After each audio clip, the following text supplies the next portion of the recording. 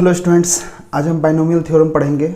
इसमें थोड़ा सा परम्यूटेशन कम्बिनेशन का हेल्प लगेगा, तो आप परम्यूटेशन कम्बिनेशन वाली वीडियोस पहले देख लीजिए, उसके बाद आप यहाँ आइए।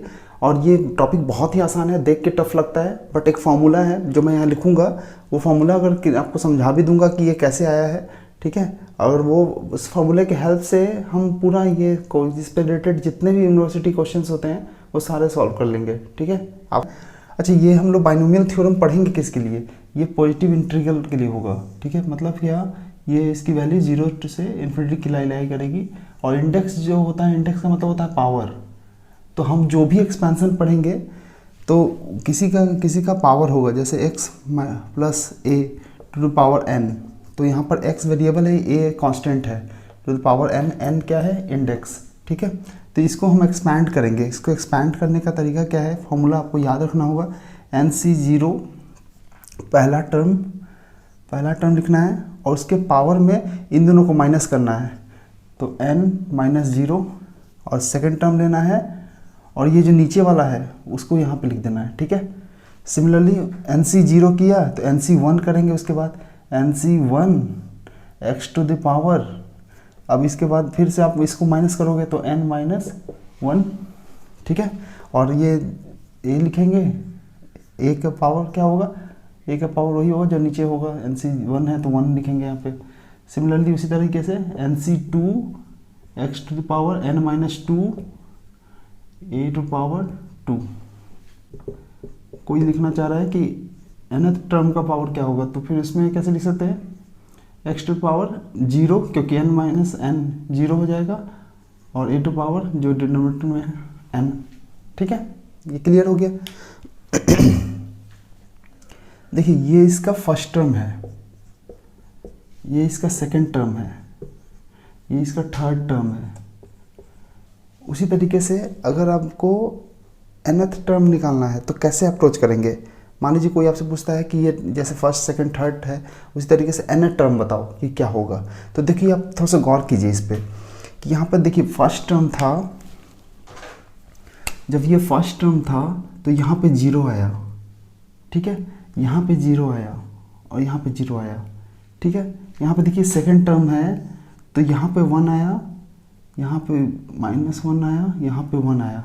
मतलब क्या कि जितना टर्म पूछा जा रहा है उससे एक कम आप यहाँ पे लिखते हो, ठीक है। तो उसी तरीके से अगर कोई पूछता है कि nth टर्म बताइए, तो nth टर्म को मैं Tn लिखूँगा। तो nth टर्म क्या होगा? NC, अच्छा -1 करना पड़ेगा क्योंकि 1 था तो 0 आया, 2 था तो 1 आया, तो n था तो n-1 आएगा, ठीक है। उसी तरीके से x टू द पावर, इसको माइनस करेंगे तो n-1 तो +1 into a to the power जो डिनोमिनेटर में होता है वही, ठीक है। इस तरीके से करेंगे तो आपका ये आ गया n,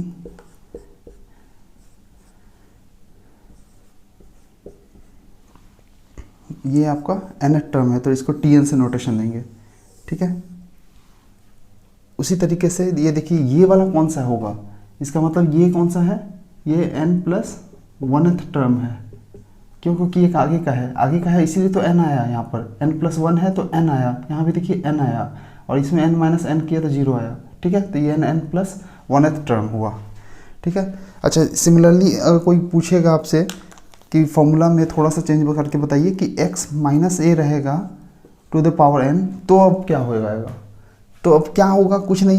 देखिए, इसको मैं ऐसे भी लिख सकता हूँ, x plus -a to the power n, ऐसे लिख सकते हैं। फिर ये दो टर्म है, पावर n है, देखिए दो टर्म पावर n है। फिर से हम वैसे ही अप्रोच करेंगे कि NC0 पहला टर्म में आप दोनों को माइनस करोगे, NC, और सेकंड टर्म जो होगा, सेकंड टर्म क्या है? -a, ठीक है। तो -a to the power 0। Similarly second term क्या आएगा? NC1 x to the power n-1 and -a to power 1, ठीक है। ऐसे करेंगे। अच्छा, यहाँ पर जो दिख रहा है मुझे, इसी तरीके से आगे हम अप्रोच करेंगे। इसी तरीके से कोई पूछेगा कि आरथ टर्म क्या होगा, जैसे nth टर्म निकाला था उसी तरीके से आरथ टर्म क्या होगा।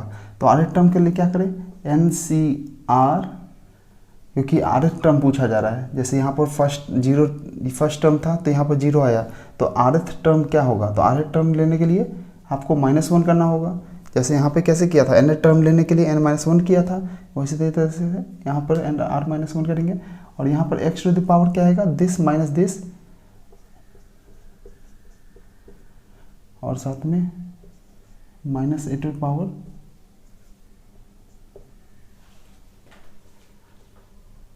ठीक है। ये चीज़ क्लियर है। सिमिलरली आप इसी तरीके से अप्रोच करेंगे और आप ये फॉर्मूला आप समझ गए होंगे कि कैसे आया है। अच्छा, अगर आपसे पूछा जाए कि टोटल नंबर ऑफ टर्म्स कितने हैं, अगर पावर n है तो टोटल नंबर ऑफ टर्म्स इसमें कितना है। जैसे ये फर्स्ट टर्म आया, ये सेकंड टर्म आया, ये थर्ड टर्म आया, इसी तरह से n+1 आया, ठीक है। तो टोटल नंबर ऑफ टर्म्स कितने आए। अच्छा, ये 0 से शुरू होगा, 0 से शुरू होगा, ये इसकी वैल्यू कहाँ से कहाँ तक जाएगी, 0 से n तक जाएगी। तो 0 से 0 1 2 n तक जाएगा, n तक जाएगा। तो यहाँ पर टर्म कितना आया, फर्स्ट सेकंड थर्ड, इसी तरीके से कुछ और आया होगा। और उसके बाद लास्ट में कितना आया है, n+1। ये तो समझ में आ रहा होगा। देखिए ना, ऐसे समझिए, मान लीजिए कोई टर्म शुरू होता है 0 से, 3 4 5 6, ठीक है। तो टोटल नंबर ऑफ टर्म्स कितने हैं, 1 2 3 4 5 6 7, तो टोटल 7 टर्म्स है। तो 7 टर्म्स है, तो यहाँ पर हमने 0 से शुरू किया था तभी ये 7 टर्म्स आया था। तो इसका मतलब क्या कि हमेशा एक टर्म ज़्यादा होता है। देखिए टोटल तो आप 6 तक गए हो, बट एक्चुअल टर्म्स कितने हैं, 7। तो इसका मतलब अगर आपने 0 से शुरू किया है और n तक गए हैं, तो 0 से शुरू किए तो अगर 1 से शुरू किए होते तो 1 से लेकर n तक होता। साथ में एक 0 टर्म भी है, तो ये भी एक टर्म है, तो इसको ऐड करेंगे तो n+1 आएगा। जिस तरीके से 6 + 1 करेंगे तो 7 आएगा टोटल नंबर ऑफ टर्म्स निकालने के लिए, क्योंकि यहाँ पर 0 भी इंक्लूडेड है। तो इसी तरीके से यहाँ पर 0 वाला टर्म भी इंक्लूडेड है, तो 1 से लेकर के n तक n टर्म, और उसके साथ 0th वाला टर्म एक और टर्म आएगा। तो टोटल नंबर ऑफ टर्म्स कितना होगा, नंबर ऑफ टर्म्स होगा n+1। ओके, यहाँ तक क्लियर है। अच्छा, इसी एक्सप्रेशन को हम ऐसे जनरलाइज करके लिख सकते हैं कि अगर ये x + a⁴n है तो इसको हम लिख सकते हैं कि समेशन क्यों, क्योंकि सबका ऐड कर रहे हैं हम, ठीक है, एडिशन हो रही है। तो एडिशन किए तो समेशन। अच्छा, n की वैल्यू कहाँ से कहाँ तक गई है, 0 से शुरू हुआ है और n तक गया है।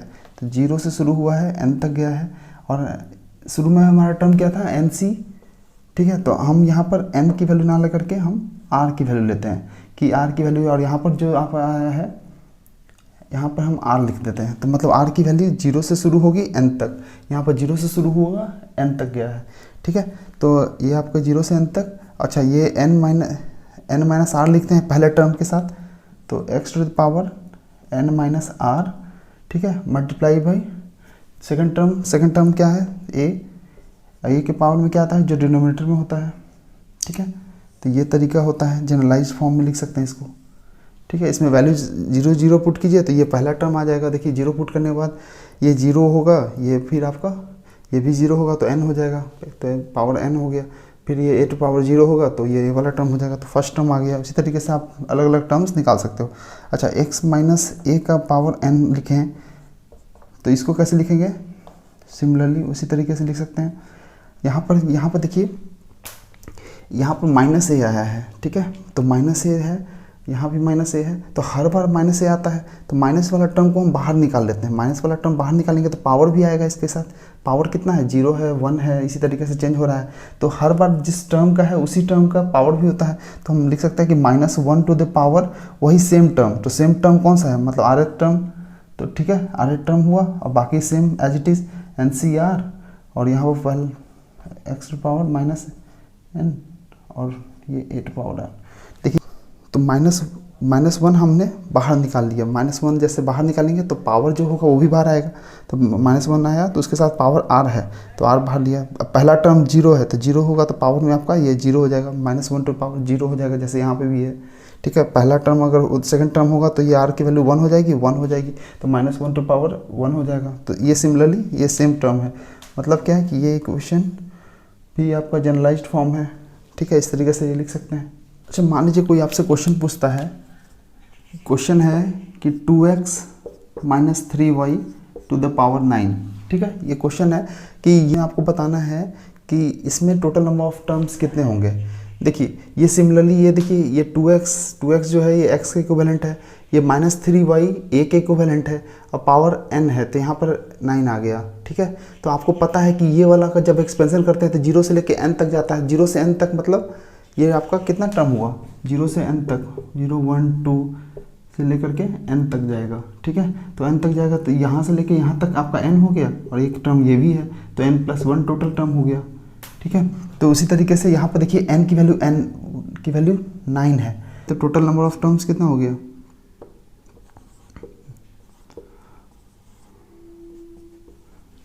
टोटल नंबर ऑफ टर्म्स कितना हो गया, तो ये n+1 तो 9+1 कर देंगे तो 10 आ गया, ठीक है।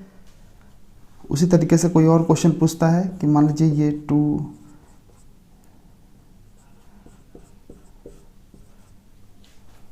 8 कर लीजिए इस बार, ठीक है। मान लीजिए ये क्वेश्चन है, पूछ रहा है कि इसका टोटल नंबर ऑफ टर्म्स बताइए एक्सपेंशन होने के बाद। तो टोटल नंबर ऑफ टर्म्स के लिए पहले ये देखो, ये आपका इस फॉर्म में लाना है। तो पहले यहाँ पर थोड़ा सा सोचिए कि a² + b² + 2ab, तो यहाँ पर देखिए a+1 का होल स्क्वायर बन रहा है। यहाँ पे मैं इसको क्या करूँगा, मान लीजिए a टू पावर b और c रहता है तो आप क्या करते हैं, a टू पावर bc लिखते हैं। तो इसी तरीके से पावर इसका मल्टीप्लाइड हो जाएगा, तो x+1 पावर 16, ठीक है। तो ये टर्म फिर से आपका ऐसा ही दिखने लग गया, ठीक है। तो यहाँ पर आपका पावर जब n था, यहाँ पर n की वैल्यू 16 है, तो आप टोटल नंबर ऑफ टर्म्स कितना बताओगे, टोटल नंबर ऑफ टर्म्स कितना होगा इसमें आपका 16 + 1, क्योंकि n+1 होता था, 17 टर्म होगा, ठीक है। तो इस तरह का ऑब्जेक्टिव में कभी कभी पूछ देता है। मान लीजिए इस टाइप का क्वेश्चन पूछ रहा है, ठीक है। इसमें पूछ रहा है कि 10वां टर्म क्या होगा इस बाइनोमियल का, ठीक है। तो ये बाइनोमियल एक्सप्रेशन है, तो हम इसको इस तरह से देख सकते हैं, x + a to the power n, तो x ये हो गया, a ये हो गया, पावर n ये हो गया, ठीक है। याद कीजिए अभी मैंने लिखा था tn, ठीक है। तो tn जब लिखा था तो हमने कैसे लिखा था, n अगर था तो n-1 किया था। थोड़ी देर पहले ही मैंने इसको लिखा है, ठीक है, कि आप क्या लिखोगे, जो टर्म लिखना है उसका एक माइनस करोगे। जैसे 0 फर्स्ट टर्म लेना है तो आप यहाँ पर 0 लोगे, सेकंड टर्म लेना है तो 1 लोगे, थर्ड टर्म लेना है तो 2 लोगे।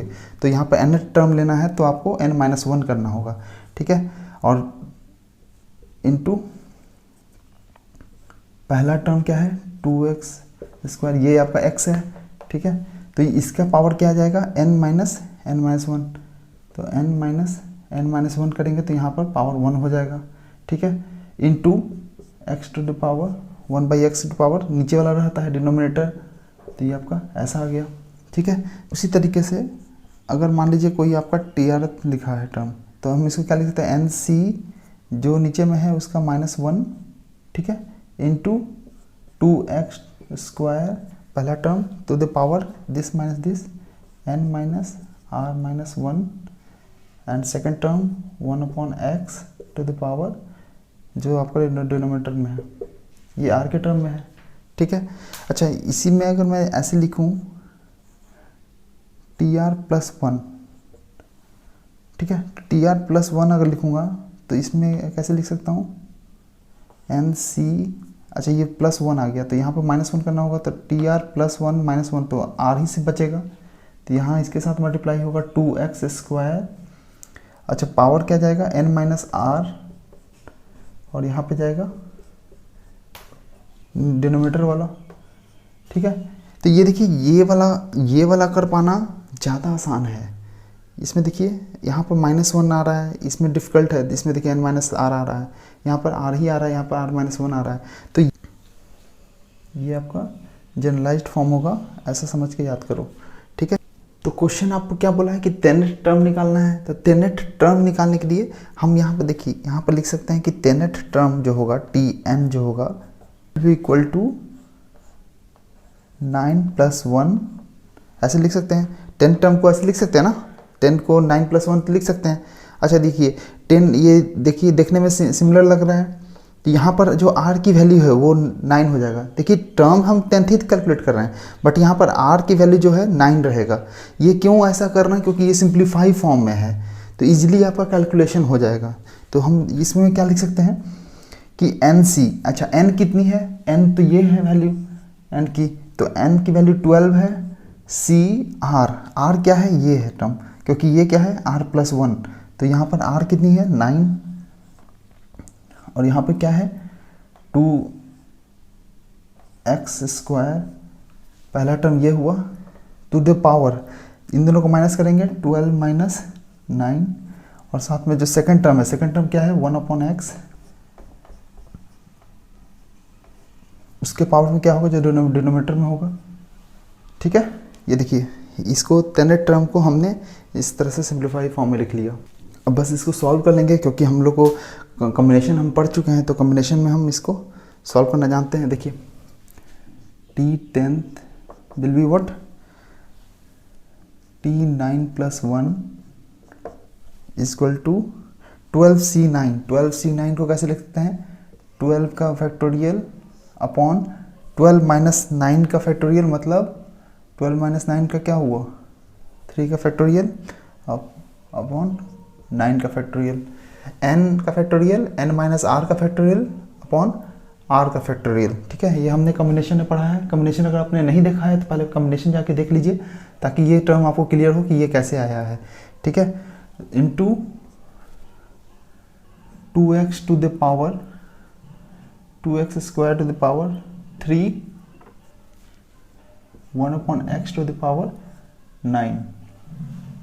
ठीक है, अच्छा यहाँ पे देखिए 12 का फैक्टोरियल, 12 का फैक्टोरियल को हम कैसे लिख सकते हैं? एक एक डाउन करते चले जाएंगे, 11 फिर 10, ये जाएगा कहाँ तक? 1 तक जाएगा फैक्टोरियल। ठीक है, तो हम इसको 9 पे ही रोक देंगे, और जहाँ रोकेंगे वहीं पर फैक्टोरियल लग जाएगा। क्यों 9 पे रोक रहे हैं? क्योंकि डिनोमिनेटर में मुझे 9 का फैक्टोरियल दिख रहा है ऑलरेडी, तो यहीं पर रुक जाएंगे। अच्छा, डिनोमिनेटर में 9 का फैक्टोरियल ऑलरेडी है, और यहाँ पर 3 का फैक्टोरियल, 3 का फैक्टोरियल मतलब 3 × 2 × 1। ठीक है, तो हम इसको डायरेक्ट 3 × 2 लिख लिया। तो ये इंटू, यहाँ पे देखिए ये 2 टू द पावर 3 है, तो यहाँ पर आपका 8 आ जाएगा, 8 × x टू द पावर 6। देखिए 2 × 3 6 हो जाएगा, और यहाँ पे देखिए 9 है, तो x पावर 9। तो यहाँ से ये टर्म जाएगा, ये 2 से जाएगा, ये 9 का फैक्टोरियल जाएगा, आपके पास बच गया है 11 × तो आपके पास 880 पावर, इसको माइनस करेंगे तो x पावर 9, ये आपका आ गया 10। मान लीजिए ये क्वेश्चन है कि ये इसका आपको एक्सपेंशन करना है, एक्सपेंशन करके बताना है कि 11th टर्म क्या होगा, लेकिन कहाँ से? ये देखिए इंड से बोल रहा है, इंड से मतलब पहले हम लोग जो भी एक्सपेंशन करते थे तो उसमें जो भी टर्म निकालना था, जैसे 10th टर्म निकालना होता था, तो हम इसका शुरुआत से देखते थे कि शुरू से कितना आ रहा है। ठीक है, तो इसमें क्या है, एंड से बताना है। तो एंड से बताना, पहले हम इसको थोड़ा थ्योरेटिकली समझ लेते हैं कि कहना क्या चाह रहा है। जैसे मान लीजिए कि यहाँ पर 0 है, 1 है, 2 है, 3 है, 4 5 6 7 8 9। ठीक है, मान लीजिए आपके पास ये है। अच्छा, टोटल नंबर ऑफ टर्म्स कितने हैं? 1 से लेकर 9 तक 9 और 0 प्लस, मतलब यानी आपके पास टोटल 10 टर्म है। ठीक है, अच्छा मान लीजिए कि मैं एक टर्म ले रहा हूँ 3। ठीक है, तो 3 का पोजीशन लास्ट से कितना है? देखिए 1 1 2 3 4 5 6 7, मतलब ये 7th पे लाई कर रहा है, तो एंड से ये 7th पोजीशन पे है। ठीक है, और शुरू में कितना पोजीशन पे है? 1 2 3 1 2 3 4th, तो ये इधर से स्टार्ट से ये 4th पोजीशन पे है। ठीक है, तो अगर आपको इधर से पता है, इधर से 7th पोजीशन पे है और इधर से ये आपका 4th पोजीशन पे है, तो आपको ये कैलकुलेट कैसे करेंगे? तो आपको क्या करना होगा, पहले total number of terms count करना होगा। टोटल कितना आया था? 10, तो टोटल 10 आया था। 10 में से आप माइनस करोगे लास्ट से कितना आ रहा है टर्म, तो 7 आ रहा है, तो लास्ट से 7th पोजीशन पे ये पॉइंट आ रहा है, ठीक है। तो ये माइनस करोगे +1 कर दोगे अपने साइड से, क्योंकि ये पोजीशन डिफाइन नहीं हुआ है अभी। तो आप ये देखो, ये 3 + 1, तो ये आपका 4 आ गया। देखिए ये फोर्थ पोजीशन है। तो आपको क्या करना होगा, अगर आपको एंड से कोई पोजीशन दे रखा है, तो आपको अगर शुरू से पोजीशन चाहिए कि स्टार्ट से पोजीशन इसी पॉइंट का क्या होगा, तो इसके लिए आप क्या करेंगे, टोटल नंबर ऑफ टर्म्स को माइनस करेंगे, एंड से कितना पोजीशन पे है और +1 कर देंगे, ठीक है। अच्छा, ये बात तो इसके लिए हुआ। अब इसमें देखिए कि ये 2 है, तो हम पहले ही पता कर चुके हैं कि जैसे x प्लस a का आता था पावर n, तो इसमें टोटल नंबर ऑफ टर्म्स कितने होते थे, यहाँ पर n+1, ठीक है। यहाँ पर ये टोटल नंबर ऑफ टर्म्स है, ठीक है। तो टोटल नंबर ऑफ टर्म्स में आप एक ऐड करते थे, क्योंकि 0 भी पोजीशन होता था, 0 से लेकर के आप जाते थे n तक, ठीक है। तो n तक आपका n होता था, ये +1, तो n+1 आपका टोटल नंबर ऑफ टर्म्स होता था। तो यहाँ पे अब अगर ये मुझे लास्ट से पोजीशन पता है, तो अब क्या करना होगा, लास्ट से आप क्या करोगे, n+1 और लास्ट वाला पोजीशन को माइनस करोगे और अपने साइड से एक प्लस करोगे, ठीक है। तो लास्ट का पोजीशन +1, क्यों, क्योंकि ये देखिए यहाँ भी हमने वही किया, इस फॉर्मूला में देखिए पहले किया कि टोटल नंबर ऑफ टर्म्स कितने थे, 10, तो टोटल नंबर ऑफ टर्म्स कितने हैं, n+1 इस वाले टर्म्स में, तो ठीक है, total number of terms n+1, फिर माइनस किया क्या, लास्ट से क्या पोजीशन है, लास्ट से पोजीशन को मैंने माइनस किया, l को लिख रहा हूँ, ठीक है। अपने साइड से +1 करेंगे, अपने साइड से +1 किया, तो ये आपके टोटल वैल्यू आ गई। तो यहाँ से आपकी कितनी वैल्यू आई, n-l+2, तो ये आपका स्टार्ट से पोजीशन है, ठीक है। तो ये आपका 11th पोजीशन जो है एंड से निकालना है। 11th पोजीशन एंड से है, तो उसका हम शुरुआत से पोजीशन देख लेते हैं कि कितना होगा। तो शुरुआत से पोजीशन क्या होगा, तो s बराबर क्या लिख सकते हैं कि स्टार्ट पोजीशन कितना होगा, तो n-l+2, ठीक है, ये लिख सकते हैं। तो n की वैल्यू कितनी है, n की वैल्यू ये जो इंडेक्स होता है वही n होता है, n25 माइनस l कितनी है, 11th पोजीशन है लास्ट से, 11th पोजीशन +2, तो ये आपका आ गया, ये 14 16, ये आपका 16th टर्म हो गया, ठीक है। तो 16th टर्म को कैसे लिख सकते हैं, t16th, ये आपको निकालना है। अच्छा, 11th from last, 16th from first, ये हो गया। तो 16th फ्रॉम फर्स्ट, तो ये कैसे निकाल सकते हैं, इसको हम ऐसे लिख सकते हैं, 16 को 15 + 1, ठीक है। और 15 + 1 जब आ गया, तो आप तुरंत इसको पुट कर दोगे NCR वाला फॉर्मूला से, क्या था वो, NCR TR+1 NCR पहला term to the power n-r into second term to the power denominator वाला r, ठीक है। तो पहला टर्म क्या है, NCR n कितनी है 25, C R कितना है, R यहाँ पर देखिए R की वैल्यू 15 है, तो 15 इंटू पहला टर्म क्या है, ये 2x to the power n-1, तो 25 - 15, तो 25 - 15 हो गया 10, ठीक है। और साथ में मल्टीप्लाई होगा क्या, -1 to the power x² to the power, जो डिनोमिनेटर में होता है 15, देखिए R डिनोमिनेटर में, तो R पावर लगा दिया दूसरे वाले में। बताइए यहाँ तक कोई कन्फ्यूजन है कि ये कैसे आया, ठीक है। तो यहाँ तक आप समझ गए होंगे। अब रेस्ट पार्ट जस्ट कैलकुलेशन है, ठीक है। हमको तो यही चाहिए था ना कि 11th टर्म एंड से क्या होगा, तो यही 11th टर्म जो एंड से है वही स्टार्ट से क्या है 16th टर्म है, तो यहाँ से बस कैलकुलेशन कर लीजिए, जो टर्म आता है वही आपका सोल्यूशन है। तो ये आपका आ गया 25C15 2⁻10 इंटू, अच्छा -1 टू पावर 15 हो गया, तो ये आपका नेगेटिव टर्म आ जाएगा, नेगेटिव टर्म हो गया। और यहाँ से आपका x to the power 10 to the power x to the power 30, तो यहाँ से आपके पास आ गया 25C15 -2 to power 10 x to the power, सीधे आप यहाँ पे लिख लो x टू पावर 20, ये आपका 16th टर्म आ गया, ठीक है। नेक्स्ट आपको मान लीजिए ये क्वेश्चन है, इसमें बोल रहा है क्या कि इसका एक्सपेंशन जब आप करेंगे तो जो आपका 17th और 18th टर्म आएगा वो आपका इक्वल होगा, ठीक है। और अगर ये इक्वल है तो आपको ए की वैल्यू फाइंड आउट करनी है, ठीक है। बहुत आसान, बहुत आसान। देखिए इसको कैसे अप्रोच करेंगे। आपको क्या लेना है, 17 टर्म्स, ठीक है। 17 टर्म्स बता रहा है क्वेश्चन कि 17 टर्म्स और 18 टर्म्स बराबर है। क्वेश्चन ही बोल रहा है ना कि ये दोनों टर्म्स आपका बराबर है। अच्छा, ये दोनों बराबर है तो इसको हम और कैसे लिख सकते हैं, इसको मैं 16 + 1 लिख सकता हूँ। इसको क्या लिख सकता हूँ, 17 + 1, ठीक है। तो ये आपका कुछ RF + 1 आ गया, ऐसा आ गया ना, TR + 1। इसको कैसे लिखते थे, NCR पहला term to the power n - r, second term to the power जो डिनोमिनेटर में होता था r, ठीक है। तो ये आप अब इसको सॉल्व कर लीजिए।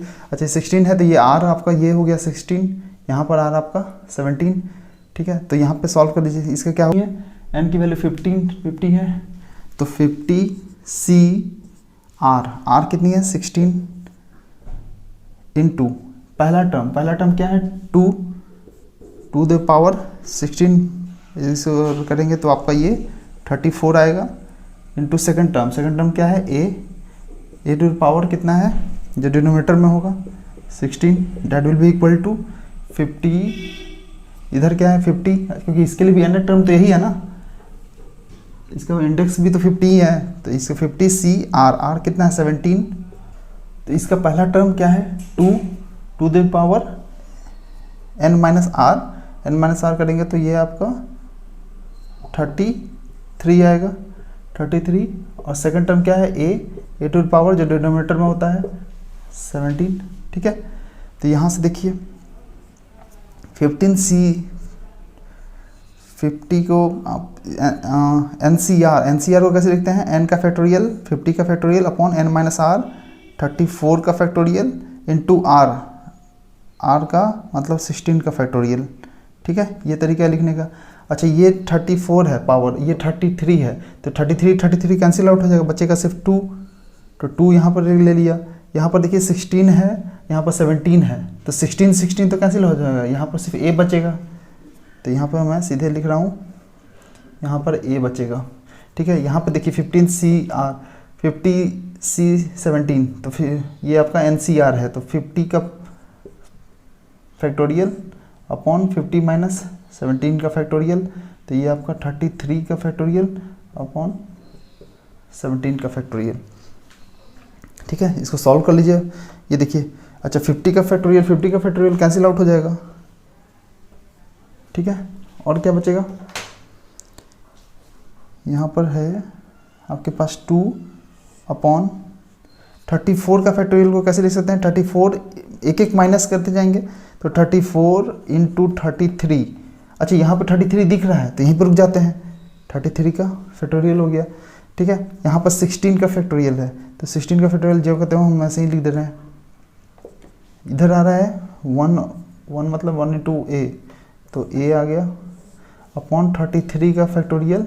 अच्छा यहाँ पर 17 है, यहाँ पर 16 है तो 17 को घटाइए एक, तो यहाँ पर 17 इंटू 16 का फैक्टोरियल लिख सकते हैं, फैक्टोरियल, ठीक है। तो यहाँ पर 16 दिख गया तो ये और ये कैंसिल आउट हो जाएगा, ये टर्म कैंसिल आउट हो जाएगा, ये टर्म कैंसिल आउट हो जाएगा। तो जस्ट आपका क्या बचा है, यहाँ से एक की वैल्यू जो बची है इसको आप इस तरफ क्रॉस मल्टीप्लाई कर दो तो ये आपका ये 17, तो ये 17 और ये 17 कैंसिल आउट हो जाएगा, तो आपके पास कुछ भी नहीं बचा तो ये 1 हो जाएगा।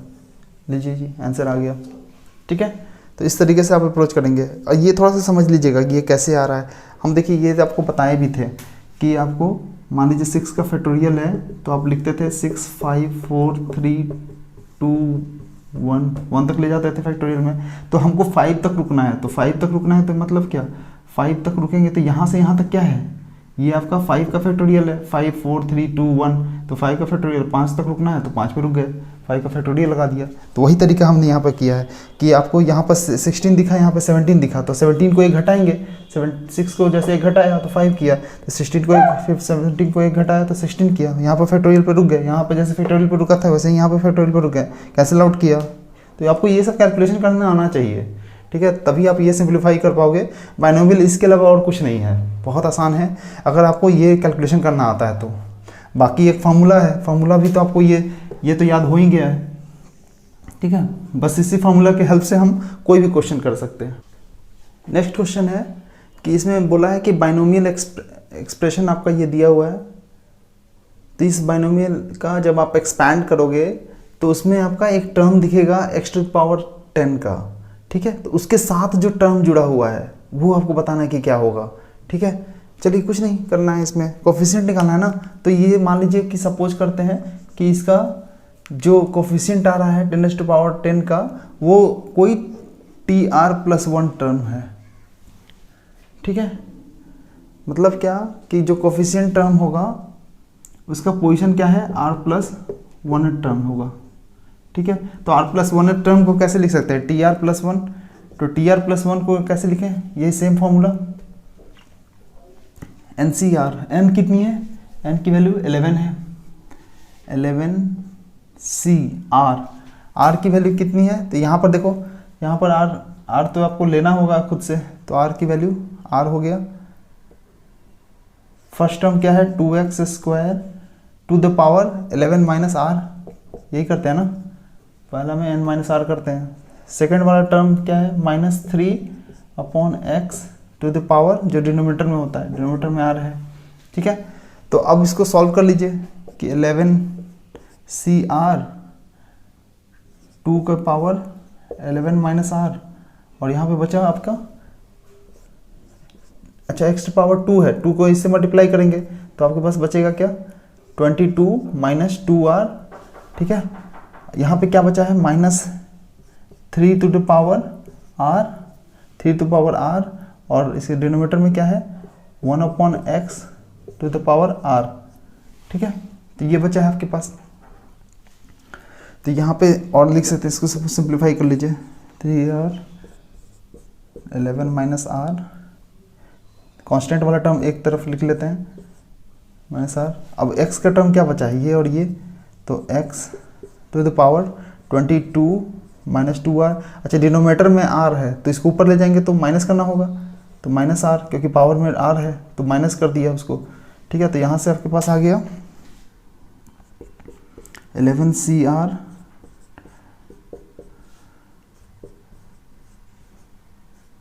यहाँ से x की पावर कितना आ गया, 22 - 3r, ठीक है। अब ये टर्म क्या आ गया, tr+1 टर्म, और ठीक है। तो यहाँ पे देखिए tr+1 का टर्म हमने ये लिख लिया, इसका मतलब क्या कि ये जो है this is nothing but 10⁻x⁻10, ये क्या है, ये 10x⁻, ये क्या है, x⁻10 का कोफिशिएंट है, यही आपका कोफिशिएंट है, ठीक है। तो आपको क्वेश्चन क्या बोल रहा था कि कोफिशिएंट बताओ कि क्या होगा x⁻10 का, तो x⁻10 ये है और ये आपका कोफिशिएंट हो गया, तो ये आपको फाइंड आउट करना है। तो उससे पहले ये तो पता है कि ये आपका 10x⁻10 है, इसका मतलब क्या कि ये जो टर्म है ये टर्म इसके बराबर होगा, इसका मतलब क्या, 22 - 3r that will be equal to, तो यहाँ से आपको इधर भेजोगे तो आपके पास 3r माइनस r की वैल्यू आ गई यहाँ से 4, ठीक है। तो r की वैल्यू 4 आई है, बट ये टर्म कौन सा है, r+1 टर्म, मतलब क्या कि ये आपका t5 है, ठीक है, t5 है। अच्छा t5 है तो अब r की वैल्यू कितनी लेनी है, 4, तो 11C4 2⁻11 - 4 7 3 टू पावर r की वैल्यू 4, और यहाँ पे वैल्यू पुट करेंगे तो x⁻10, तो ये आपका कोफिशिएंट हो गया, यही आपको फाइंड आउट करना था। इसको सॉल्व कर लीजिए, डेट विल बी कोफिशिएंट, यही आपका सॉल्यूशन हो जाएगा, ठीक है। तो बस आपका ये देखिए बार बार यही फॉर्मूला इस्तेमाल हो रहा है, इसी फॉर्मूला की हेल्प से हम सारा अप्रोच कर पाना है, बाकी तो कैलकुलेशन है, बाकी डिफिकल्टी है कहाँ। देखिए उसी टाइप का क्वेश्चन है जो पहले प्रीवियसली हमने किया है। अभी देखिए ये एक्सपेंशन करना है इसका, और एक्सपेंशन करने के बाद जो x⁻32 है उसका कोफिशिएंट बताना है, वही सेम क्वेश्चन है प्रीवियस है, इसका फिर से हेल्प लेंगे। तो हम बोलेंगे क्या कि मान लीजिए कि लेट कि r प्लस 1th टर्म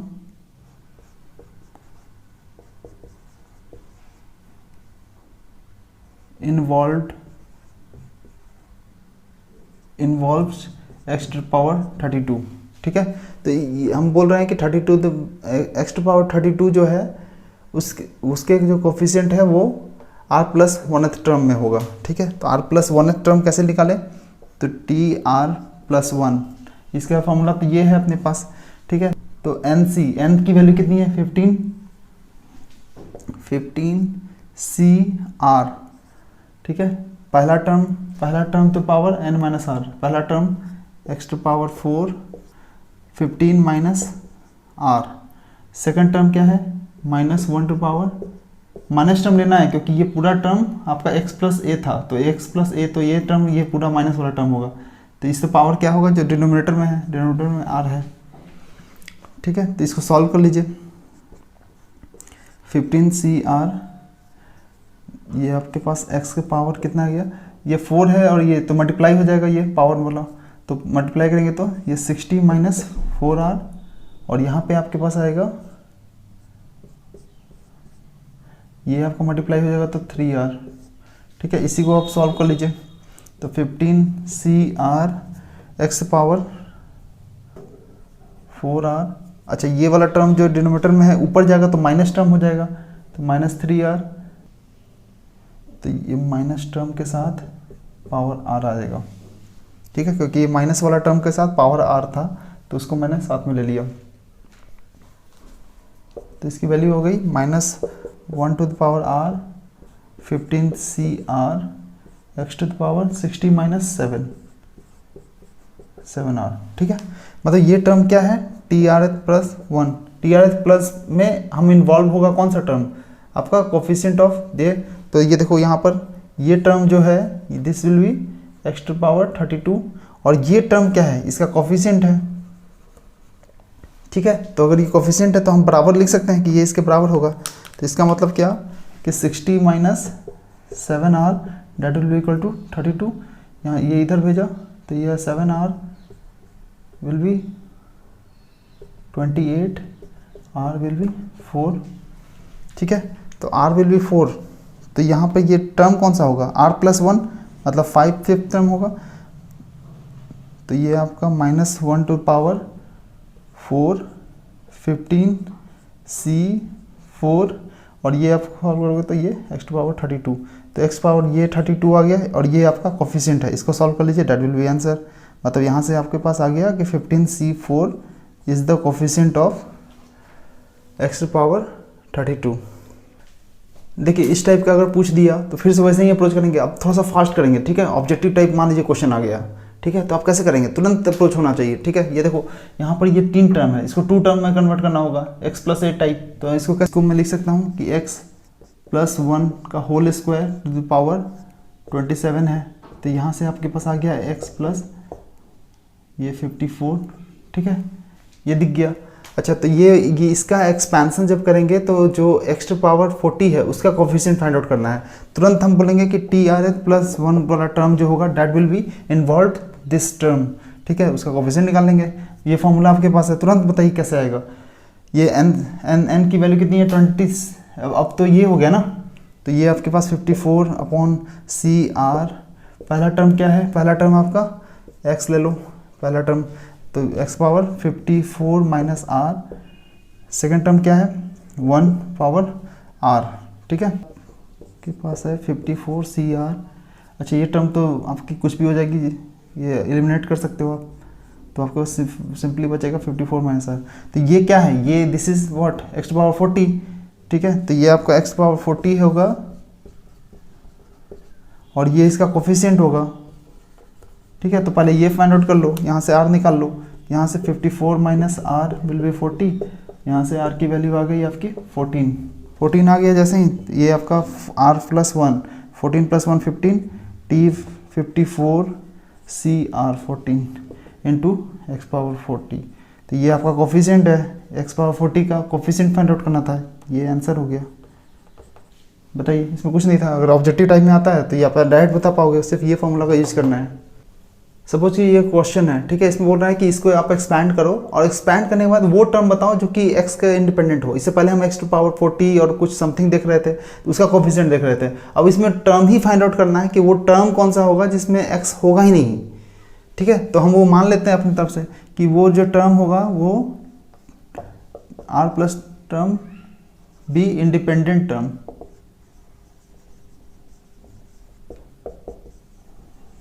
ठीक है, ये अपनी तरफ से मान लिया। फॉर्मूला क्या है, T R plus one.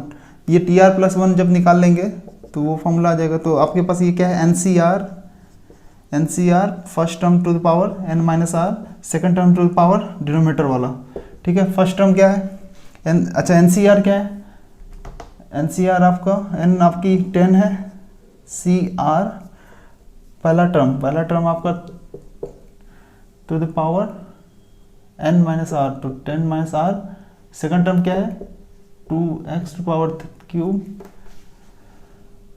Denominator वाला पावर आएगा। इसको सॉल्व कर लीजिए, 10cr 3 to the power 10 minus, constant वाला टर्म एक साथ इकट्ठा ले लेते हैं, कॉन्स्टेंट वाला एक तरफ, इधर भी कॉन्स्टेंट है, -2 टू द पावर r, ठीक है, यहाँ में से आ गया। अब यहाँ से क्या बचा है, एक्स स्क्वायर को इधर भेजेंगे तो ये मल्टीप्लाइड में आ जाएगा, तो x to power 20 minus 2r, और यहाँ पे आपके पास क्या बचा है, x टू पावर 3r, ठीक है। इसको सॉल्व कर लीजिए, 10cr 3 to power 10 minus r minus to power r, x to the power 20 minus 2r, और ये ऊपर जाएगा तो माइनस साइन आएगा, तो यहाँ से आपके पास आ गया 10cr 3 to power 10 minus r minus half to power r x to the power 20 minus 5r, ठीक है। तो अभी क्या बोल रहा है क्वेश्चन कि इंडिपेंडेंट ऑफ x चाहिए, तो x पे पावर कुछ भी नहीं होगा, तो x पे पावर अगर 0 होगा तो इसका मतलब 1 है, इसका मतलब पावर है ही नहीं। तो अगर मैं इस टर्म को 0 कर दूं तो हमारा सॉल्व हो जाएगा। तो मैं बोल सकता हूँ कि 20 minus 5r that will be equal to 0। तो ये आपके पास r आ गया 4, ठीक है, r की वैल्यू 4 आ गई, मतलब ये टर्म कौन सा होगा, फिफ्थ टर्म होगा। फिफ्थ टर्म मतलब 4 प्लस 1 लिखना है, ठीक है, इस तरह से लिखेंगे। क्यों, क्योंकि यहाँ पर r की वैल्यू यहाँ पर 5 मत पुट कर देना, यहाँ पर 10cr है, r मतलब यहाँ पर r 4 है, ठीक है, 3 to power 4 to power 6 minus 2 to power आपका 4, और यहाँ पर x की पावर 0 है, तो इसको आप लिखो चाहे ना लिखो, बात बराबर है, ठीक है। तो ये आपका कांस्टेंट टर्म आ गया, यही आपका इंडिपेंडेंट ऑफ x है, तो ये टर्म हो गया आपका, यही है फिफ्थ टर्म। इसको सॉल्व कर लीजिए, दैट विल बी आंसर, ठीक है। ये आपका यूनिवर्सिटी में पूछा हुआ है 4 नंबर में, क्या है इस क्वेश्चन में। देखिए नेक्स्ट क्वेश्चन है कि इसमें भी बोला है क्या कि इसका r प्लस माइनस 5 टर्म और 2r माइनस 1 का टर्म जो है ये आपस में बराबर है। तो आपको बताना है कि ये r की वैल्यू क्या होगी in the expansion of 1 plus x power 34, ठीक है। तो अगर ये इस तरह का प्रॉब्लम है तो पहले आप देखो हमारे पास क्या था, formula x plus a to power n, इसका फॉर्मूला क्या था, NC0 पहला term to the power n minus 0, second term a था, a टू पावर जो डिनोमिनेटर में होता था, उसी तरीके से NC1 x power n minus 1 a power 1, तो इस तरीके से होता था, ठीक है। तो अगर मान लीजिए कि मैं क्या कर रहा हूँ कि पुट x बराबर 1 एंड a बराबर x, ठीक है, पुट कर सकते हैं। अगर मैंने पुट कर दिया तो क्या आ जाएगा, ये 1 plus x to the power n, ये देखिए ये सिमिलर टर्म दिख रहा है, ये ऐसा सिमिलर टर्म दिख रहा है, यही लाने के लिए मैंने ये पुट किया है, ठीक है। तो बस पुट कर दीजिए जो जो वैल्यूज़ है, तो NC0 x to power n, तो यहाँ पर x की वैल्यू कितनी लिया, 1 टू पावर n, a की पावर, a क्या है यहाँ पर, a की वैल्यू x हो गई है, तो x की पावर 0। सिमिलरली NC1 पहला टर्म 1 है, तो उसका पावर आपका n minus 1 x to power denominator में जो होगा, इस तरीके से अप्रोच करेंगे, ठीक है। तो इस तरीके से जब अप्रोच करोगे तो लास्ट टर्म क्या होगा, मान लो कि NCR निकाल रहे हैं, एन सी आर, तो यहाँ पे क्या आएगा 1 to power n minus r, और यहाँ पे क्या आएगा x टू पावर r। ठीक है, तो यहाँ पे देखिए ये 1 टू पावर जो भी होगा, 1 के पावर कुछ भी आ रहा है तो ये टर्म तो 1 के बराबर है, मतलब ये आपके आप रखो चाहे ना रखो बात बराबर है। तो यहाँ से आप लिख सकते हो कि 1 plus x to power n that will be equal to n c zero. अच्छा ये x की पावर 0 है तो इसको लिखो चाहे ना लिखो बात बराबर है, ये 1 टू पावर n है इसको भी नहीं लिख सकते, तो n c zero n c one to power x n c two to power x square, similarly n C r to the power x to power r। ठीक है, तो आपको याद क्या रखना है कि यहाँ पर अगर 1 है तो यहाँ भी 1 होगा, यहाँ पर 2 है तो यहाँ भी 2 होगा, यहाँ पर r है यहाँ पे तो r है। ठीक है, तो इसका एक्सपेंशन करना ज़्यादा आसान है, तो ये एक्सपेंशन याद रखिए, ये ऑब्जेक्टिव पॉइंट ऑफ व्यू से इंपॉर्टेंट है। ठीक है, इसके हेल्प से हम तुरंत फाइंड आउट कर सकते हैं। देखिए क्या क्वेश्चन कि ये कोफिशिएंट इस टर्म का और इस टर्म का बराबर है, तो हम coefficient of T R minus R th term is equal to coefficient of T 2r minus 1 का। तो यहाँ देखिए ये आपका फर्स्ट टर्म है, ये आपका सेकंड टर्म है, ये आपका थर्ड टर्म है, ये आपका ये कौन सा टर्म होगा, देखिए 0 है तो 1 आया, 1 है तो 2 आया, 2 है तो 3 आया, तो ये आपका r minus r plus 1 term होगा।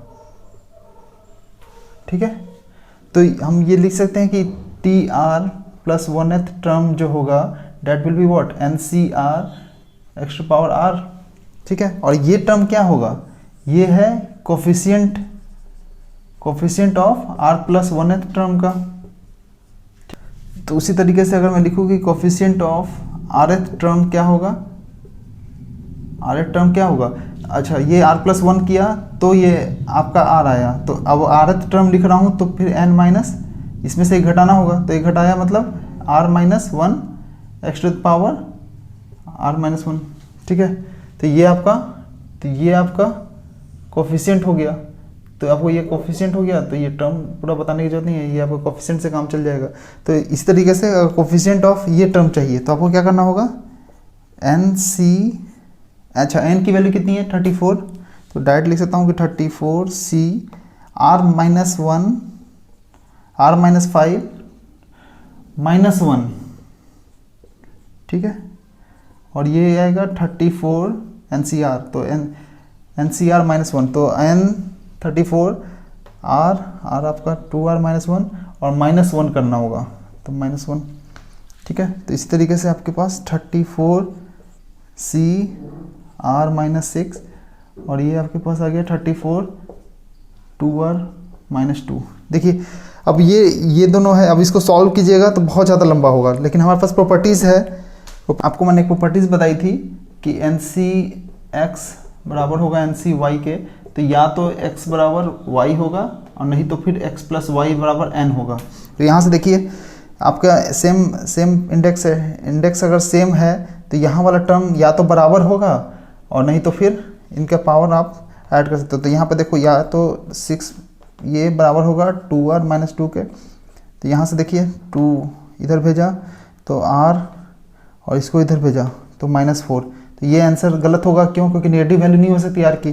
तो सेकंड अप्रोच होगा क्या कि r माइनस 6 और plus 2r minus 2 that will be equal to what 34 n की वैल्यू।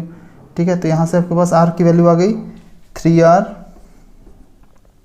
और यहाँ पर ये आपके पास 8 को इधर भेजा तो 42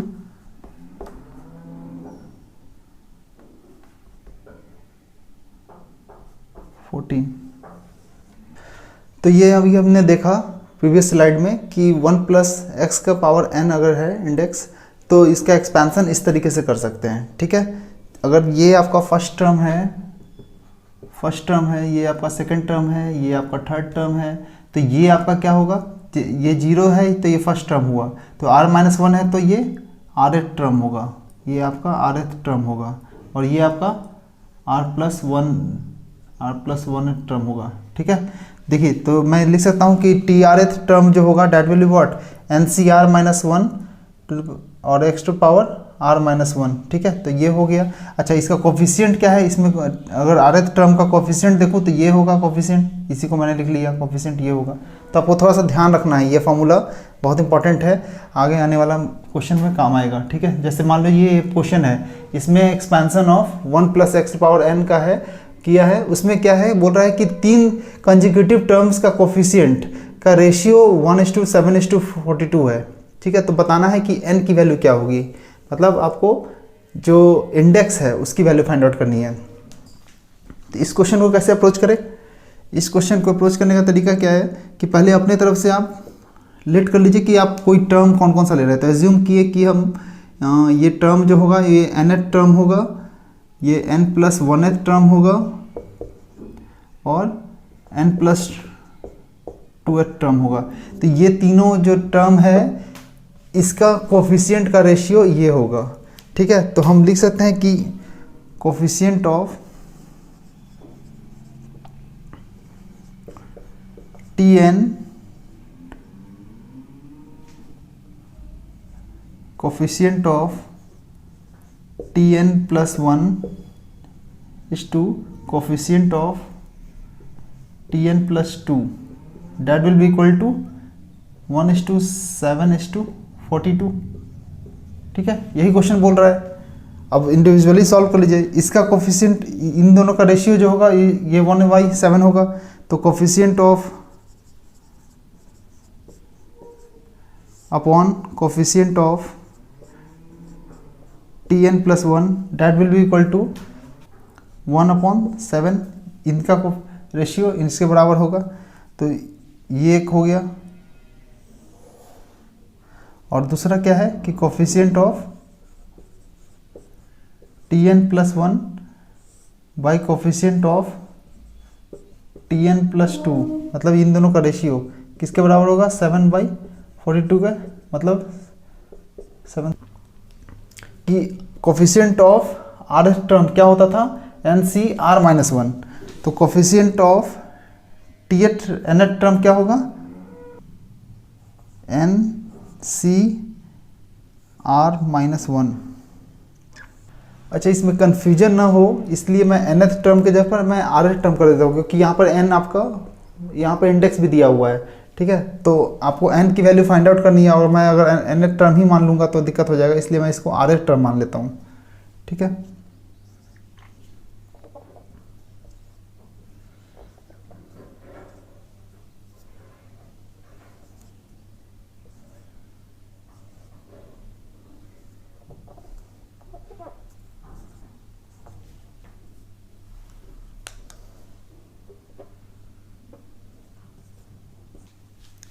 तो कोफिशिएंट ऑफ TR टर्म क्या लिख सकते हैं, कोफिशिएंट ऑफ RH टर्म क्या होता है, NCr-1। तो मैं लिख सकता हूँ कि ये NCr-1 हो जाएगा, एक माइनस करते हैं, ठीक है, अपॉन r+1। तो r+1 में अगर एक माइनस करेंगे तो r ही रह जाएगा, और ये आपको दे रखा है 1/7। इसको सॉल्व कर लीजिए, n का फैक्टोरियल अपॉन r-1 का फैक्टोरियल n-r+1 का फैक्टोरियल, ठीक है। इसका रेशियो होगा n का फैक्टोरियल अपॉन r का फैक्टोरियल n-r का factorial, that will equal to 1/7, ठीक है। तो यहाँ से n का फैक्टोरियल कैंसिल आउट हो जाएगा। तो यहाँ से आपके पास ये n, ये गया 1/r-1 का फैक्टोरियल n-r+1 का फैक्टोरियल, और इसको जब मैं ऊपर भेजूंगा तो ये आपके पास आ जाएगा r का फैक्टोरियल n-r का factorial, that will equal to 1/7, ठीक है। अच्छा, यहाँ पे देखिए r है, तो ठीक है, तो इसको एक माइनस कर सकते हैं, इसको माइनस करेंगे तो r-1 आ जाएगा। अच्छा, यहाँ पर देखिए n-r है, n-1 r में +1 है, तो इसके साथ मैं एक माइनस करूँ तो ये टर्म चला जाएगा, तो n-r आ जाएगा। तो इसको मैं सॉल्व कर लेता हूँ ऐसे ही कि r को लिख सकते हैं r-1, जहाँ पर लाना है वहाँ पर फैक्टोरियल लगा दिया, n minus r real upon r minus 1 का factorial n minus r plus 1 और n माइनस r का फैक्टोरियल, ठीक है, डेट विल इक्वल टू 1/7। यहाँ से देखिए ये टर्म कैंसिल आउट हो जाएगा, ये टर्म कैंसिल आउट हो जाएगा, आपके पास बचेगा r upon n minus r plus 1/7। इसको आप सॉल्व करेंगे 8r प्लस 1, ये आपका पहला इक्वेशन हो गया। तरीके से आप इसको सॉल्व करेंगे। कोफिशिएंट ऑफ r प्लस 1 क्या होगा, NCr, क्योंकि एक माइनस हो जाता है, आधे टर्म लेना है तो r माइनस 1 करेंगे, और इसमें क्या होगा NCr प्लस 2 है तो एक माइनस करेंगे तो r प्लस 1 हो जाएगा, डेट विल इक्वल टू, अच्छा NCr क्या होगा, n का फैक्टोरियल अपॉन r का factorial minus n minus r का फैक्टोरियल। अच्छा ये अपॉन में है तो इसको मैं नीचे भेजूँ तो ये आपका आ जाएगा n का फैक्टोरियल अपॉन, ये ऊपर जाएगा तो r प्लस 1 का फैक्टोरियल और n minus r plus 1, n minus r plus 1 तो ये माइनस 1 हो जाएगा, ठीक है, और इसका factorial that will be equal to 1/6। तो यहाँ से आपका ये और ये कैंसिल आउट हो जाएगा, आपके पास बचेगा, अच्छा यहाँ पे देखिए r प्लस 1 है तो इसमें से एक घटाऊंगा तो ये r आ जाएगा, तो ये r कैंसिल आउट हो जाएगा, तो r प्लस 1 इंटू r, एक एक घटा दिया, यहाँ पर r फैक्टोरियल कर दिया, n माइनस r, और यहाँ पे देखिए r का फैक्टोरियल पहले से है और ये n माइनस r है और n माइनस r माइनस 1 है तो इसमें से एक घटा देंगे, तो n minus r minus 1, n minus r एक आया और n माइनस r माइनस 1 का factorial, that will be equal to 1/6। और यहाँ से आपका ये टर्म और ये टर्म कैंसिल आउट हो जाएगा और ये टर्म कैंसिल आउट हो जाएगा, आपके पास जो बचेगा होगा r plus 1 upon n minus r 1/6। तो दो इक्वेशन है, फर्स्ट इक्वेशन और सेकंड इक्वेशन, यहाँ पर दो इक्वेशन दो अननोन है n और r, तो n और r के लिए सॉल्व कर लेंगे, आपके पास जो आएगा डेट विल बी आंसर। तो n की वैल्यू और r की वैल्यू आप कैलकुलेट करके देख लेना, आप कैलकुलेटर से भी मैंने इसको सॉल्व करना बताया है कि दो इक्वेशन को दो अननोन है तो इसको आप सॉल्व कैसे करते हैं, ठीक है, आप सॉल्व करेंगे आपको ये वैल्यू मिलेगा, ठीक है, तो यहाँ से n की वैल्यू 55 आ गया, ये आपका आंसर है, ठीक है। तो इस टाइप का क्वेश्चन को थोड़ा सा अगर लेंदी पूछेगा, 6 मार्क्स का पूछेगा तो थोड़ा सा कैलकुलेशन ज़्यादा है, बट अगर आप कैलकुलेटर में पुट करना जानते हो तो ये भी कैलकुलेशन बहुत ज़्यादा टफ नहीं है। देखिए ये उसी टाइप का क्वेश्चन है, ये आपका यूनिवर्सिटी में 6 मार्क्स का पूछा हुआ है, ठीक है, इसमें भी वही आप तीन कंजिक्यूटिव टर्म्स का कोफिशिएंट आपको दिया हुआ है, ठीक है, तो आपको बताना है n की वैल्यू क्या होगी, उसमें क्या है रेशियो दिया हुआ था, इसमें क्या है वैल्यू दिया हुआ है, तो कुछ भी नहीं है, वही सेम अप्रोच रखेंगे आप। तो हम एज्यूम करेंगे कि r टर्म होगा, सेकेंड होगा r प्लस 1 टर्म, क्यों कंजिक्यूटिव बोल रहा है मतलब लगातार मतलब r है तो r प्लस 1 होगा, r प्लस 2 होगा, तो मैंने थर्ड टर्म या r प्लस 2 टर्म, ठीक है, आपकी मर्जी है, आप कोई भी कंजिक्यूटिव ले सकते हो, ठीक है। तो मान लो अगर किसी को ऐसे नहीं लेने का मन है तो ऐसे भी ले सकता है, r माइनस 1 ले लेगा, r माइनस 1 ले सकता है, तो ये आपका r हो जाएगा, एक एक ऐड करते जाइए क्योंकि कंजिक्यूटिव चाहिए, तो r प्लस 1 हो जाएगा। अगर आपको मन है तो मैं इससे सॉल्व कर देता हूँ, इससे भी आपका सेम आएगा, इससे भी सेम आएगा, आपकी मर्जी है, सिर्फ ध्यान रखना है कि कंजिक्यूटिव होना चाहिए, मतलब लगातार होना चाहिए, ठीक है। तो मैं ये एज्यूम करता हूँ कि ये लेट कि ये टर्म आपका क्या है, ये 56 है, 56 वैल्यू होगा, ये 70 होगा, इसकी वैल्यू 56 होगा। मैं इसके कोफिशिएंट की बात करूँ तो coefficient of TR minus 1 upon coefficient of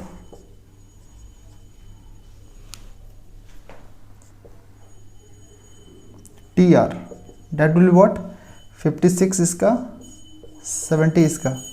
similarly coefficient of TR plus 1 upon coefficient of TR, इन दोनों का रेशियो TR, तो ये क्या है 56 और ये 56 अपॉन 70। अब बस आपका कैलकुलेशन है, रेस्ट पार्ट और कुछ नहीं है, कैलकुलेशन है। अच्छा, coefficient of r minus one, coefficient of r term क्या होता था, n c r minus one, तो r माइनस वन है, तो r माइनस वन है तो पहले से वन है, तो n c r minus to हो जाएगा, एक माइनस कर देंगे, और ये हो जाएगा n c r है तो r माइनस वन हो जाएगा, that will be equal to,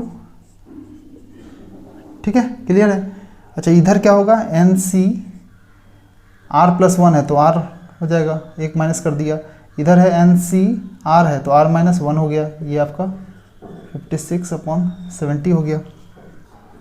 बस सॉल्व कर लीजिए इसको कि ये आपका फैक्टोरियल r माइनस टू का factorial n c r plus one का प्लस टू का फैक्टोरियल। अच्छा, इसको मैं रिवर्स करूँगा तो ये आपका n आपका डिनोमिनेटर में आ जाएगा, और ये r माइनस वन का फैक्टोरियल और n माइनस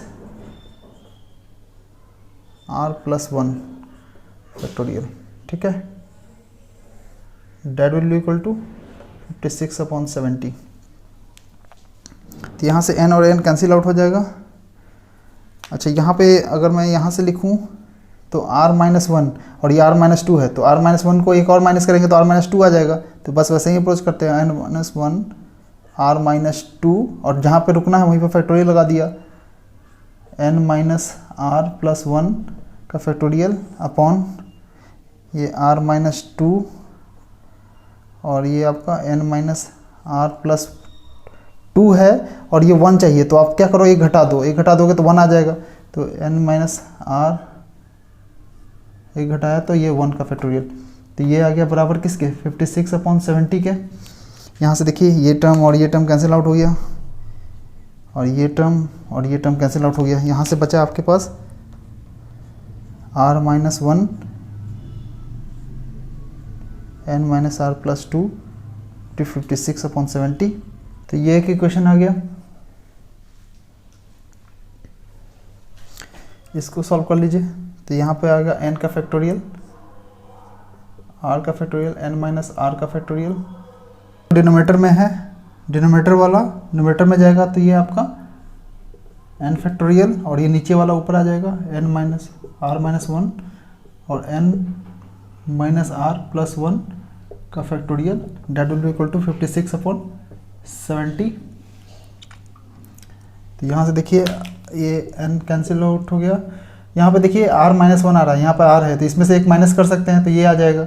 यहाँ देखिए n minus r plus one है, माइनस वन किया तो n माइनस r जाएगा, तो ये देखिए n माइनस r है, तो इसे ऐसे ही अप्रोच करेंगे कि r माइनस वन का factorial n minus r plus one, n minus r minus one, तो minus one plus one cancel out हो जाएगा, तो ये आपके पास बचेगा अपॉन r का फैक्टोरियल, r का r माइनस वन ऐसे लिख सकते हैं, और n माइनस r का फैक्टोरियल।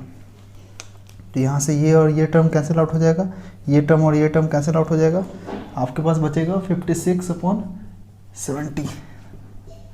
तो ये है n minus r plus one upon r 56/70। आपका दूसरा इक्वेशन आ गया। इक्वेशन वन है, इक्वेशन टू है, दो नोन है n और r, तो दो इक्वेशन दो वेरिएबल, तो आपका सॉल्व हो जाएगा, n और r निकल जाएगा।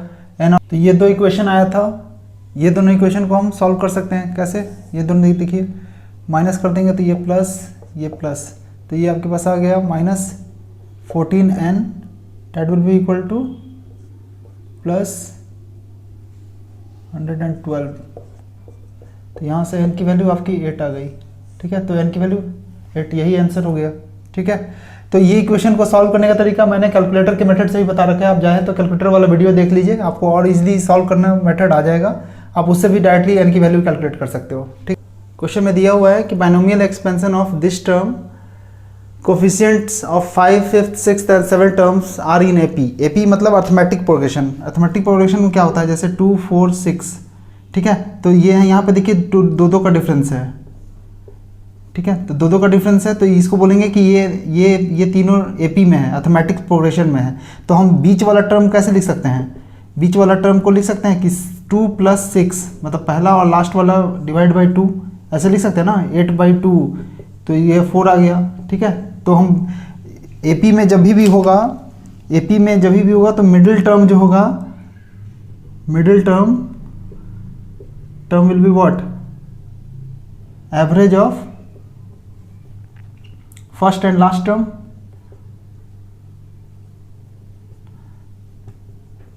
लिख सकते हैं ऐसा। कोफिशिएंट ऑफ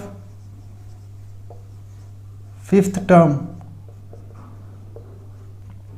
कोफिशिएंट जब निकालना होता है किसी भी टर्म का तो क्या लिखते हैं हम, तो n इसका पावर है, तो n c जो टर्म है उसमें से एक माइनस करते हैं, आर टर्म है तो r-1 करते थे, तो ये 5 - 1 हो जाएगा, तो ये nc 4 हो जाएगा। उसी तरह से कोफिशिएंट ऑफ सिक्स्थ टर्म क्या होगा, nc एक माइनस कर देंगे 5, कोफिशिएंट ऑफ सेवेंथ टर्म क्या हो जाएगा, nc 6, ठीक है। तो ये हो गया। अच्छा, ये बोल क्या रहा है कि ये तीनों एपी में है, तीनों एपी में है मतलब क्या कि मिडिल टर्म जो होगा इन दोनों का एवरेज होगा। जैसे मिडिल टर्म इन दोनों का एवरेज होता था, एवरेज मतलब इन दोनों को ऐड करके 2 से डिवाइड करेंगे तो आपको सेम वैल्यू देगा। इसका मतलब क्या, मैं लिख सकता हूँ कि nc5 will be equal to nc4 plus nc6/2, ऐसे लिख सकते हैं, ठीक है। तो इसको हम क्या लिख सकते हैं, क्रॉस मल्टीप्लाई कर देते हैं, 2 को इधर भेज देते हैं और ये क्या आ जाएगा, nc4 nc6/nc5, और इसी को इंडिविजुअली भी लिख सकते हैं, nc4/nc5 nc6/nc5। बस इसको एक्सपैंड कर दीजिए तो ये आपका हो गया 2 = nc4 n का फैक्टोरियल अपॉन 4 का फैक्टोरियल और n-4 का फैक्टोरियल, ये हो गया। डिवाइड में था, इसको मल्टीप्लाई में भेजेंगे तो इसका n फैक्टोरियल नीचे आ जाएगा और 5 वाला ऊपर जाएगा, 5 फैक्टोरियल इंटू n-5 का फैक्टोरियल, प्लस इधर देखिए यहाँ से आपका n का फैक्टोरियल, n-6 का फैक्टोरियल और 6 का फैक्टोरियल, और इसको मल्टीप्लाई भेजा तो ये ऊपर जाएगा, तो ये आपका n फैक्टोरियल नीचे आ जाएगा और ये n-5 का फैक्टोरियल, 5 का फैक्टोरियल। टर्म कैंसिल आउट हो रहा होगा, ये n कैंसिल आउट, ये n कैंसिल आउट। अच्छा, अब ये देखिए सिर्फ कैलकुलेशन है, देखिए हमको 5 फैक्टोरियल है, 5 फैक्टोरियल को मैं कैसे लिख सकता हूँ, 4 तक आ जाए तो 5 × 4 का फैक्टोरियल, ठीक है। और ये देखिए n-4 है तो n-4 को हम कैसे लिख सकते हैं, n-4 इंटू n-4 - 1, तो n-4 क्या करेंगे तो -5 आ जाएगा, और -5 इधर भी है तो फैक्टोरियल यहीं पर लगा देंगे और ये n-5 का फैक्टोरियल आ जाएगा, ठीक है। सिमिलरली प्लस करेंगे, इधर देखिए n+5 है तो इसमें से एक माइनस करेंगे तो n-6 आ जाएगा, और नीचे में n-6 है तो n-5 - 1 n-5 - 6 5 का फैक्टोरियल अपॉन n-6 का फैक्टोरियल और इंटू 6 को कैसे लिख सकते हैं, 6 × 5 का फैक्टोरियल। तो यहाँ से आपका 5 का फैक्टोरियल कैंसिल आउट, n-6 का फैक्टोरियल कैंसिल आउट, ये और ये कैंसिल आउट। यहाँ से आपके पास क्या बचा है, 2 = 5/n-4 n-5/6, ठीक है। यहाँ से आप एलसीएम ले लो, 6 × n-4 और ये आ जाएगा 30 प्लस n² -9n + 20, ये कैलकुलेशन है बस, ठीक है। तो यहाँ से आपके पास आ गया n² -9 + 50 और ये आ गया 6n 12n -24 28 48। तो यहाँ से बस n के लिए सॉल्व कर लीजिए, तो n की वैल्यू यहाँ से आपके पास आएगी 7 और 14, दैट विल बी आंसर, ठीक है। तो ये बस कैलकुलेशन था, ये आप कैलकुलेटर की हेल्प से भी आप इजीली सॉल्व कर सकते हो, क्वाड्रेटिक इक्वेशन है। देखिए लास्ट प्रॉब्लम है, ये बहुत आसान क्वेश्चन है, ये 6 नंबर का पूछा है, यूनिवर्सिटी क्वेश्चन है। इसमें बोला है कि TRth टर्म जो होगा इसका कोफिशिएंट वो R+4th टर्म का कोफिशिएंट के बराबर होगा in the expansion of this term, ठीक है। तो यहाँ से R की वैल्यू फाइंड आउट करनी है। तो कुछ नहीं, तो Rth टर्म क्या होगा, Rth टर्म ये होता है, इसका कोफिशिएंट क्या होता है ये। तो आप क्या करते हो, कोफिशिएंट हम TRth टर्म का क्या लिख सकते हैं, n की वैल्यू कितनी है 20 पावर हुआ तो 20c। अच्छा Rth टर्म लेना है तो Rth टर्म का R-1 करना होगा, तो R-1 किया, और तो इधर से क्या आएगा कोफिशिएंट इसका 20c, R+4 है तो R+4 -1 तो R+3 हो जाएगा। तो यहाँ से आप क्या सॉल्व कर लीजिए, फैक्टोरियल 20 का फैक्टोरियल, R-1 का फैक्टोरियल, 20 माइनस R+1 का फैक्टोरियल, ठीक है। इधर से आ गया 20 का फैक्टोरियल और 20 R+3 का फैक्टोरियल, 20 माइनस R-3 का फैक्टोरियल, ठीक है। यहाँ से 20 कैंसिल आउट हो जाएगा, यहाँ से आपके पास इसको क्रॉस मल्टीप्लाई कर दीजिए, तो R-3 का फैक्टोरियल और ये आपके पास आ जाएगा 17 माइनस R का factorial, that will be equal to, इसको इधर भेजा तो R-1 का फैक्टोरियल और ये आ गया 21 माइनस R का फैक्टोरियल। तो अब देखिए ये R+3 है, ठीक है। तो R-3 तक ले जाने के लिए क्या करना होगा, इसको एक एक माइनस करते जाएंगे तो क्या आएगा, देखिए R+3, R+2, R+1, R into R-1, देखिए -1 तक आ गया तो यहीं पे रुक जाएंगे, तो फैक्टोरियल ले लेंगे, ठीक है। इंटू ये क्या है 17 माइनस R का factorial, that will be equal to R-1 का फैक्टोरियल इंटू 21 है तो 21 में से हम एक एक माइनस करते हैं, तो 21 में से माइनस करेंगे तो 21 minus R into 20 minus R into 19 minus R into 18 minus R into 17 minus R, और जहाँ पर चाहिए वहाँ का फैक्टोरियल ले लीजिए, ठीक है। तो यहाँ से देखिए क्या क्या कैंसिल आउट हो रहा है, ये कैंसिल आउट हो रहा है, ये कैंसिल आउट हो रहा है, और क्या कैंसिल आउट हो रहा है, यहाँ से R-1 का फैक्टोरियल -1। अब यहाँ से क्या बच रहा है, R+1, R+3, R+2, R+1 into R, और इधर क्या बच रहा है 21 minus R, 20 minus R, 19 minus R, 18 minus R। देखिए अब इसको ओपन करेंगे और सॉल्व करेंगे तो बहुत ज़्यादा लेंदी हो जाएगा, ठीक है। तो थोड़ा सा दिमाग लगाइए, यहाँ पे भी देखिए 4 टर्म है, 1 2 3 4, 1 2 3 4, ठीक है, 4 टर्म है। अच्छा सब में देखिए एक एक डिक्रीज हो रहा है, 3 में से एक गया 2, एक गया 1, यहाँ पर 0, यहाँ पर देखिए 21, 20, 19, 18 एक एक घट रहा है। इसका मतलब क्या कि ये टर्म और ये टर्म बराबर होगा, ये टर्म और ये टर्म बराबर होगा, ये टर्म बराबर होगा, ये टर्म बराबर होगा। अगर ये बराबर है तभी ये LHS बराबर RHS होगा। मतलब क्या कि this term will be equal to this term. तो यहाँ से हम बता सकते हैं कि R will be equal to 18 minus R। यहाँ से R की वैल्यू कितनी आ गई 9, ठीक है, तो 9 आ गया।